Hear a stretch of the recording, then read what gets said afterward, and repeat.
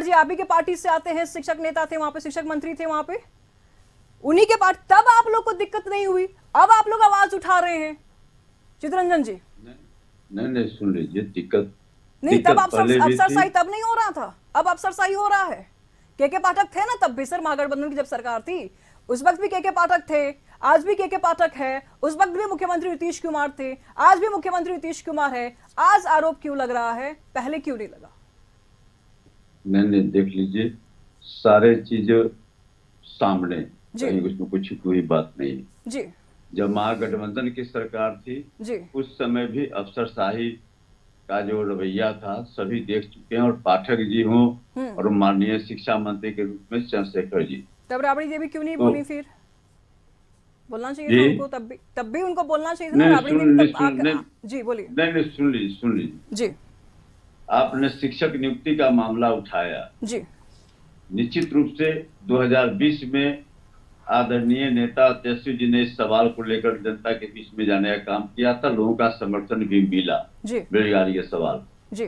तो हमारे सामने प्राथमिकता थी कि भाई जो विद्यालयों में शिक्षकों की कमी है, जिस ढंग से आपने हर पंचायत के मध्य विद्यालय को उच्च माध्यमिक विद्यालय में उत्क्रमित कर दिए, प्राथमिक विद्यालय को माध्यमिक विद्यालय में उत्क्रमित कर दिए, लेकिन शिक्षकों की भारी कमी थी। तो इसलिए, और दूसरी तरफ जो है बेरोजगार नौजवान सड़क पर भटक रहे थे, तो हमारे लिए वह प्राथमिकता थी। इसलिए बहुत सी बातों से समझौता करना पड़ा निश्चित रूप से, चूंकि सरकार में थे तो सरकार की जो एक मर्यादा होती है उसका पालन करते हुए बहुत सी बातें जिसका हम लोगों ने अंदर महागठबंधन की जो सरकार थी उसके अंदर हम लोगों ने विरोध भी किया, माननीय मुख्यमंत्री से बार बार हम लोगों ने आग्रह किया, लेकिन इन लोगों की तो मंशा साफ थी, चाहते नहीं थे कि शिक्षकों की नियुक्ति हो। उसमें जो है सो माननीय मुख्यमंत्री जी का और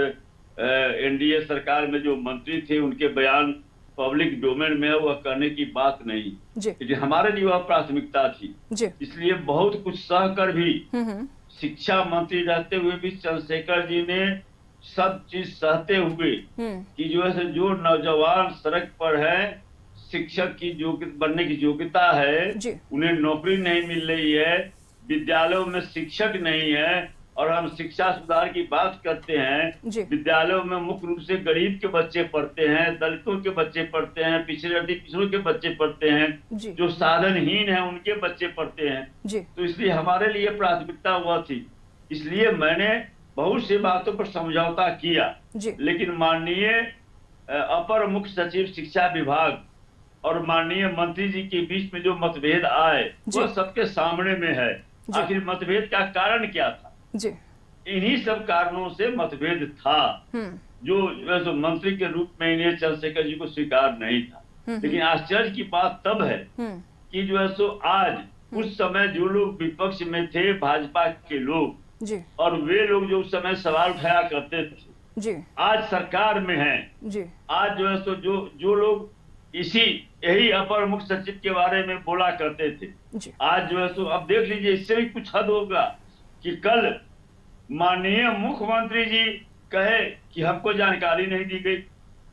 भाई आपके सामने, आप मुख्यमंत्री हैं, आपके सामने सब चीजें हैं, और असेंबली के अंदर उन्होंने घोषणा किया कि अब 10 बजे से 4 बजे तक स्कूल में कक्षाएं चलेगी, और उसके बाद माननीय मुख्यमंत्री जी के विधानसभा में वक्तव्य देने के बाद विधानसभा में अगर सरकार बोलती है, मंत्री बोलती है, मुख्यमंत्री बोलती है, वह सरकार का आदेश माना जाता है। उसके बाद जो सर्कुलर निकला शिक्षा विभाग के द्वारा, तो कहीं न कहीं घुमा फिरा कर उसी ढंग से, जैसे कि शिक्षकों को प्रताड़ित करने के लिए, शिक्षकों को से पता नहीं कौन सा बदला लेना है, जिस ढंग से उसके बाद सर्कुलर निकाला गया, और पक्ष विपक्ष सारे लोग आज कर रहे हैं। क्या बात है ना चितरंजन जी, जब महागठबंधन की सरकार थी उस वक्त शिक्षक प्रताड़ित नहीं हो रहे थे। हाँ, आरजेडी की तरफ से कोई नहीं बोल रहा था कि शिक्षक प्रताड़ित हो रहा है, और आज एनडीए की सरकार होते ही शिक्षक प्रताड़ित होने लगे। नहीं, मैंने पहले आपको स्पष्ट कर दिया कि आखिर शिक्षा मंत्री जी और अपर ठीक है, आपका सचिव के स्पष्टीकरण बीच भी में सुनेंगे। स्कूल टाइमिंग को लेकर के बिहार में संग्राम छिड़ा हुआ है और इस पर तमाम जानकारी के लिए इस वक्त चितरंजन गगन जी हमारे साथ जुड़े हुए हैं, आरजेडी प्रवक्ता, उनसे हम बातचीत कर रहे थे। आप स्पष्टीकरण दे रहे थे, दीजिए प्लीज। क्या बोले जी, आप स्पष्ट कर रहे थे कि जब महागठबंधन के सरकार था उस वक्त कोई भी हाँ जी हाँ बोलिए, उस वक्त कोई दिक्कत नहीं थी, अभी दिक्कत हो रही है। नहीं, देखिए मैंने कहा ना कि उस समय भी दिक्कत थी। इसका उदाहरण आप देख लीजिए कि माननीय शिक्षा मंत्री के रूप में चंद्रशेखर जी जब थे जी, तो जो घटनाएं घटी, जिस ढंग से अपर मुख्य सचिव का व्यवहार हुआ जी, तो उसके कारण यही सब कारण थे जिस पर जो हमारे माननीय मंत्री सहमत नहीं हो रहे थे जी। और चूंकि हमारे साथ मजबूरी थी, हम महागठबंधन की सरकार में थे, तेजस्वी जी मुख्यमंत्री नहीं थे और हमारी प्राथमिकता थी कि सरकारी विद्यालयों की स्थिति में सुधार हो, बच्चों को गुणवत्तापूर्ण शिक्षा मिले, बेरोजगार नौजवान जो सड़क पर धूल फांक रहे उन्हें नौकरी मिले। इसलिए न चाहते हुए भी हमें समझौता करना पड़ा। हमारे साथ एक लाइन और, ठीक है, यदि मैं उस समय सरकार से अलग हो जाता तो आज जो लाखों नौजवानों को नौकरी मिली है वह नौकरी नहीं मिलती। लेकिन हमारे लिए वो प्राथमिकता थी। आज विद्यालय में जहाँ शिक्षक नहीं थे वहाँ शिक्षक गए, लेकिन जिस ढंग से शिक्षकों के ऊपर एक जुल्म ढाने की बात करते हैं, अत्याचार किया जा रहा है। ठीक है, हमारे साथ धीरज कुशवाहा भी है जेडीयू से, उनसे भी जान लेते हैं कि जिस अत्याचार के बारे में आप बात कर रहे हैं, जिस मजबूरी के बारे में आप बात कर रहे हैं, धीरज जी आप लोग के सामने कौन सी मजबूरी थी कि चंद्रशेखर जी शिक्षकों के साथ जो चीजें हो रहा था, ये लोग चुप थे सब कुछ देखते हुए भी, लेकिन आप लोग के सामने क्या मजबूरी थी, आप लोग क्यों चुप थे? इनके सवालों का जवाब दीजिए जरा। जी देखिए, माननीय मुख्यमंत्री जी ने तो मौका दिया ही था इन लोगों को, और ये लोग सारे